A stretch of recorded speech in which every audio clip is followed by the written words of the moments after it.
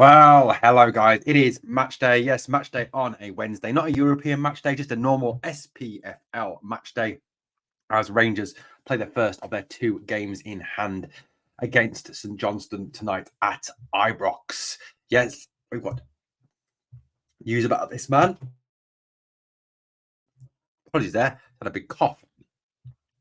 But yeah, so we've got news about Bailey Rice. We've got news on Ross McCausland. A little bit of talk about Dujon Sterling. A little bit of talk about B teams as well. And what Philippe Clement has been saying about developing Scottish talent and developing talent at Rangers. Very interesting stuff on that as well. His opinion on how we can do that a lot better than we are currently doing it in Scotland. Now, we're going to start with talking about, obviously, tonight is a huge game for Rangers in terms of the fact that if we win this game, it is our first game in hand. We can cut their lead to 2 points with a game still in hand, win that game in hand, and we go a point clear with them. But as Big Phil says, we take each game in a time. We don't rush it. We don't look ahead. We take a game at a time, a week at a time, a month at a time, and we develop this team to be the best they can truly be. Now, look, it is a team that is currently suffering from an awful lot of injuries. And one of my big concerns, as I expressed on the pod last night with Curry, was the fact that is this squad deep enough to actually get through this period? You know, there is, a lot of players who are playing week in, week out because of the fact that we don't have any cover for them, particularly in those central midfield roles. Now, one of the players who has been repeatedly mentioned, given the fact that he was very highly spoken of by Michael Beale, is young Bailey Rice. 17 years old, a quality player, someone who was really impressed at underage levels for Scotland. And, certainly last season when he played against Livy and also in some other limited minutes he got in games, he looked every bit the player.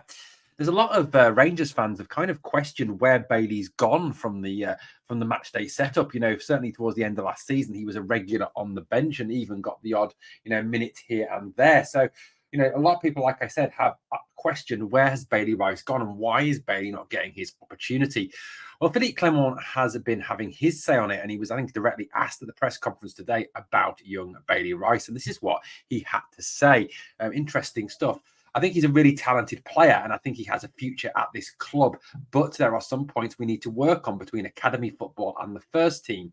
If he makes that step, then he is going to be pushing for a place in the first team. This is what Philippe had to say about Bailey today. So very interesting stuff, given the fact that, like I said, he has already played first team football. He has already, had an opportunity of playing in the first team, that game against Livy last year after he impressed for Scotland. So it's interesting to see that Philippe Clement still feels that Bailey Rice has some development to make in terms of his place in the first team. It's interesting as well that Philippe talks about the fact that we need to work on the link between academy football and first team football. And he talks about the fact that if he picks up on those things that he wants Bailey to work on, then he will very much be pushing for a place in the first team squad. So obviously quite clear that Bailey is not part of Philippe Clement's thoughts at this moment in time. Ross McCausland is the man who's made that step up, and certainly Ross has excelled in recent weeks. Yes, Ross still has a lot to learn. The defensive side of the game, I think tracking back after the Betis game is certainly something he needs to work on. Add into that as well, I think, his physical stature, he does need to work on bulking himself out and becoming a little bit tougher. But Ross has been absolutely fabulous and a breath of fresh air. And it's certainly going forward and, creating chances and actually, getting himself in a position to take shots on goal. Ross has looked very good indeed and has often at times been one of our best players. And, you've certainly got to applaud that. And like I've said on a number of videos now, you love to see it, don't you? You love to see someone come through our academy to prove themselves to be one of our own. And, Ross, Northern Ireland boy, Rangers fan growing up, his family are all Rangers. He's Rangers to the core. And it's great to see Ross having that success and, starting in a cup finals, playing against Real Betis in Europe. It's got to inspire the likes of Bailey Rice, Cole McKinnon, Aaron Lyle, Ishaka Thompson, Zach Lovelace to see Ross having such a successful time. Ross won the club's Player of the Month award this week as well, which is absolutely fantastic. Player of the Month for November and justly deserved for his efforts. So well done and congratulations to Ross on that. But, coming back to Bailey Rice for a moment, it's difficult to see, though, for Bailey, how he gets that development, how he, perhaps takes that step. Yes, I know he can train with the first team and certainly, take steps working alongside the likes of John Lundstrom, the likes of Todd Cantwell, the likes of Nicholas Raskin when he's fit, the likes of Ryan Jack when he's fit, Tav Goldson, etc., etc. But, the B team have played, I think it's 14 games this year, and 8 of those have been friendlies. There is certainly no real competitive edge to B team football now. They're not taking part in the Highland League. So, Philippe Clement raised a really fascinating point today when he was asked and questioned about about B team football and about developing Scottish talent and developing under 21 and young talent in the Scottish game. And he likened the Scottish League to Belgium and Holland, and I think made some absolutely fascinating points on this matter. He talked about the fact that it is a case where the B team need more opportunities, and he certainly said that in Belgium and in Holland and certainly in Spain to some degree as well, and France, they allow B teams to play in the leagues, league structure, and certainly get up, I think, as high as the league under the top league. They can't obviously be promoted to the top league.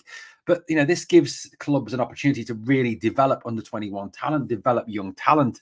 And, Philippe Clement spoke of the positives of how he said that, the Belgian league and the Scottish league and the Dutch league and the Scottish league are very similar, in terms of the fact, in terms of stature, in terms of the fact that, that there is not the money in it that there is in La Liga or the Bundesliga or in the EPL.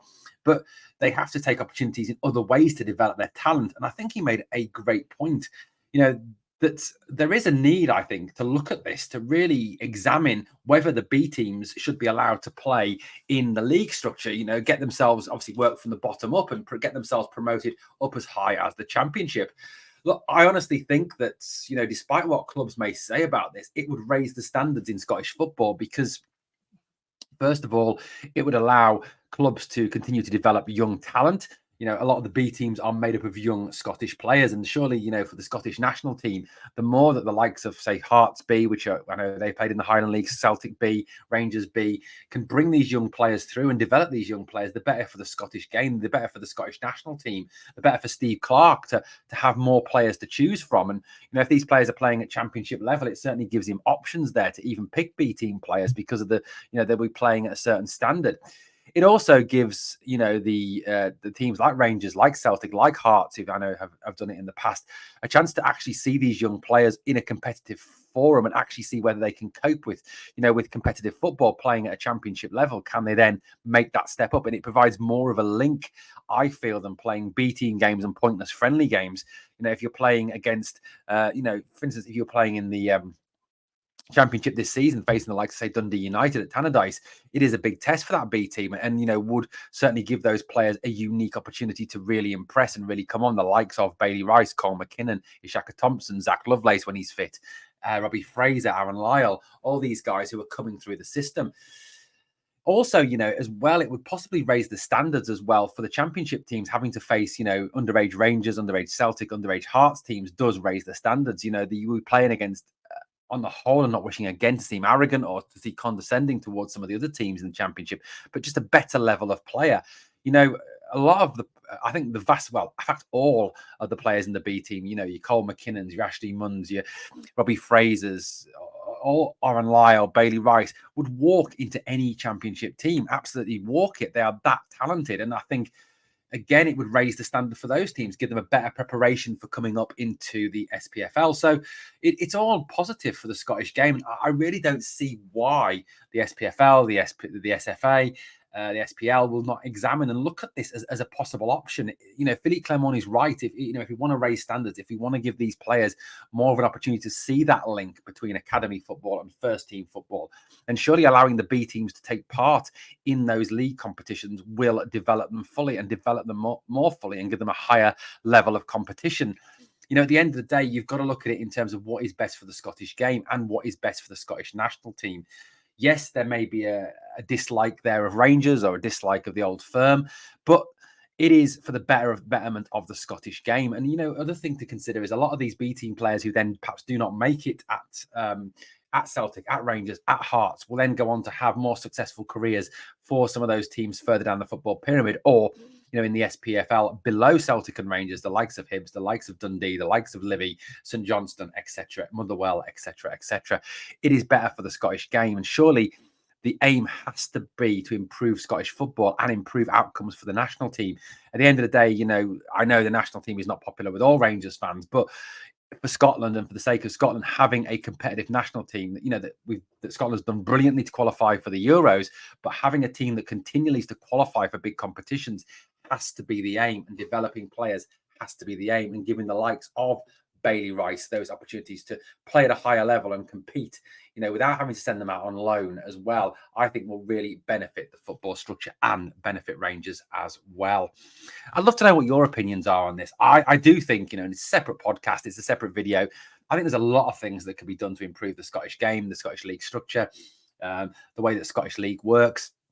I think they could learn an awful lot from looking at Belgium, from looking at Holland, from looking at Germany, from looking at Portugal, and how those leagues work, and really taking on board what those teams have done. You look at Holland, you look at Portugal, you look at you look at those nations. Then there's this Belgium. Philippe Clement talked today about the fact that the golden generation of Belgian footballers, the Vermaelens, the Vertonggens, the Hazards, had all come through playing B team football to quite a high standard. Belgium, Holland, Portugal are not massive nations. They are fairly small nations, and yet their national teams regularly compete at the very highest level and achieve at the very highest level. And why? Because they have a clear football structure that is in place to develop young talent. And I think that is something the SFA really do need to look at. Well, like I said, let me know in the comments down below what you think. Now, going into tonight's game against St Johnstone, someone I think we will all be looking at and seeing, does he play again? Does he start again? What can he do? Can he continue this remarkable development that he seems to be on at the club? Is Dujon Sterling. Dujon was, one of the best players on the pitch on Sunday, and certainly I think is a player who will run through walls, who will tackle, who can play a pass, has an eye for a shot. He looked the complete player, and I think all credit to Philippe Clement for the work that he's done in terms of developing Dujon, and also thinking outside the box and putting Dujon into midfield. I think certainly something that Michael Beale would never have come up with. The poll that we ran here on the channel, which received 1,400 votes, 52% of you voted for Dujon Sterling as your man of the match against Aberdeen in the cup final. So all credit to Dujon, and he was great when he was interviewed post-match as well. He was so chuffed, and as he said, that's what he's come to the club for, to compete for silverware, to compete for trophies. I was really impressed with his performance and how he played, and I think he's going to be absolutely key tonight. Him and his midfield partner John Lundstrom, I think, will be absolutely central to what happens in this game tonight. It is up to John and Dujon to get control of this game tonight, to really stamp their authority on it and take control. I think if John and Dujon can dominate and shut down in the same way they did, against Aberdeen, it is all the better for Rangers tonight, all the better for Rangers to go forward and actually win this game. It's a game, like I said, that we must win, a game that we cannot afford to fall back in. We cannot afford to slip up. And look, I think we did see a mentality change. We really did see a big mentality change last week, didn't we, in terms of Thursday night against Betis in Seville, and on Sunday in the cup final against Aberdeen. And there was a mentality change there. I don't think Michael Beale's Rangers or even Giovanni Van Bronckhorst's Rangers do what Philippe Clement's Rangers did. When we were pegged back in Seville, I think the heads go down. I don't think we come back to win that game. Or is at best a draw, which is no good, obviously, in terms of winning the group, or, in terms of that cup final on Sunday. I think it's a situation that we probably don't break them down. It goes to extra time, and then God only knows what happens after that.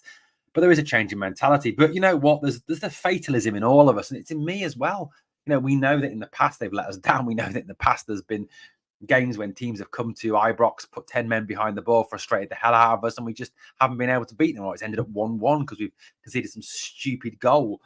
Tonight will be tough. Yes, it is St Johnstone. Yes, I know it is only St Johnstone, and that could come back to bite me on the arse, as I said on the podcast last night. But they're going to make it tough. They're going to put 10 men behind the ball. They're going to make it physical. They're going to break the game up as much as possible. They're going to fall over as much as possible. They're going to, be as disruptive as possible. They don't want to play football against us. Why? Because if they do, they know they're going to get their asses handed to them on a plate, because Rangers, even with all the injuries we've got, have a higher level of talent in than St Johnstone. an early goal is kind of essential, I think, tonight to get ahead. I think if we can get an early goal, the second will come. And then I think after that, I can't see us, having any doubt to go on and get perhaps 3 or even 4 against them. They are not a great team. They are a team with under Craig Levine that depends very much on defending, on sitting in, on not attacking. They're not an attacking force. So it's something we've got to beat tonight. But the defence and those 2 midfielders that sit in front of that back four really need to be watchful tonight and ensure that we don't cock up and we don't give away some stupid goal like we have against Aberdeen, for example, and have against Celtic and other teams where we've conceded some utterly ridiculous goals and we haven't tracked runners. Absolutely key tonight, and not letting in that stupid goal. And I'm sure, obviously, Super Jack Butland will be on his best form again tonight, as he has been all season. A reminder tonight, you can catch the live stream here on the channel. We will be going live with the game for you, and also bringing you the breaking team news about 6:35, 6:40. So look out for that live pod as well. If you didn't catch last night's podcast, me and Curry talking all things Rangers, please come and join us for that. Obviously talking about his fantastic channel, the Stands of Ibrox. Please check it out. Also on Thursday, upcoming, so that's tomorrow night, we have the Q&A, guys. I've got 3 questions already on the community tab. If you don't know where the community tab is on YouTube, if you've never been on it or you've never addressed it or you never looked at it, then this is where you need to go to find it on the channel. So look, if you go, and what I'm going to do is I'm going to bring up, share the page with you and show you where to find it so you can ask your question. You can ask away for the question for Thursday night, and then your question will be featured and brought up on the screen on Thursday night, and your question will be answered on the podcast. Your name up there, everything up there. So let's just bring it up on the screen, guys. I'm going to do a quick share here. So obviously that's the slide you need to look out for in terms of the actual pod itself. And then if you go to, when you go to Glasgow Rangers Nation on YouTube, what you need to look for on there is this. So have a look. Just bear with me a moment. I'm going to bring it up on screen for you and show you and share it with you. So if you go to Glasgow Rangers Nation, you will notice on there are a number of different tabs. You click on the community tab. Once you've clicked on the community tab, if you then scroll down, you will see Thursday night's podcast is a Q&A. Get your questions in to be answered and featured on the podcast. If you then click on this here, you will see below that, where's it gone? It's disappeared. Just a minute. I will get it back for you. I do apologize for this cock up that is ongoing. Here we go. So if you bring up the questions here, it will then go down and it will give you an opportunity to bring up your question and write down your question. Your question will then be answered on the channel on Thursday night live. So get your questions in, guys, for the pod. Look forward to reading those and hearing those fantastic questions. Also in the live chat, you will get a chance to ask questions as well. I don't know about guests yet for Thursday. I am working on a guest for Thursday. So big game tonight, guys. We do need to get 3 points. It is an absolute essential if we're going to keep on the pressure on that lot from across the city. They've given us a golden opportunity. We need to make sure that tonight we don't do what we've done in the past, which is slip up and allow them a bit of fresh air and a bit of, leeway. Now, I mentioned on the video yesterday morning about the ambitions for the channel. I completely forgot to mention them. I do apologize. So in the new year, guys, lots of things coming up. Q&As, guests. I've got some regular guest line. I'm going to get lots of guests on podcast. This is my sole focus now. This is all I am focusing on, is this channel. I love this club. I love talking about this club. This is my passion. This is my, after my girls, Rangers and so another person, Rangers is everything to me. It is absolutely everything to me. And I love talking about Rangers. Now, your support has been fabulous so far, and I have so many ambitions. Now, once I get to 5K subs, we're then going to look for press access to the club. We're also going to look for, doing a live show at some point as well and getting some guests on that live show. There's lots of things coming up in the new year, lots of plans for the new year, guys. So, keep subscribing, keep checking out the channel. Loads of ways to support the channel. Like I said, this is not my full-time job. I work as a driver for a company, and that does get in the way of doing this a lot of the time. So I would love this to be my full-time job. So there's massive plans for this channel. We're also looking at a website hopefully soon as well. So please look out for all that. Now, as always, on the way out, if you can do 2 things for me. Number 1, if you can smash the sub. That's actually 3 things. Number 2, if you can smash the like, and always remember, never forget, we are the people.